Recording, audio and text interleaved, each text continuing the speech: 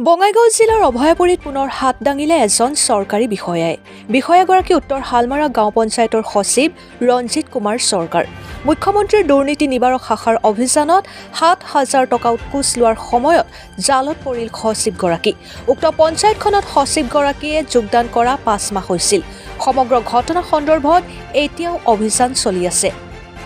অভয়াপুৰীৰ পৰা আজিজুল ইছলামৰ ৰিপৰ্ট, অৰুণোদয় আছাম। কি এৰেষ্ট কৰিছে?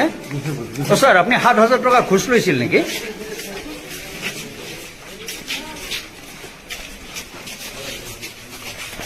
আপোনাক কিয় ধৰিলে? আপুনি ৭,০০০ টকা ঘোষ লৈছিলে নেকি? এটা সময় জবাব দিম। আচ্ছা, আপোনাৰ দৰমহাৰ টকাই নাটে নেকি?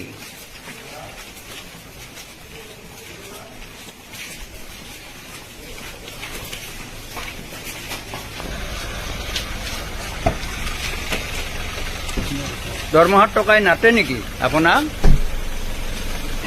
৭,০০০ টকা ঘোষ লৈছে।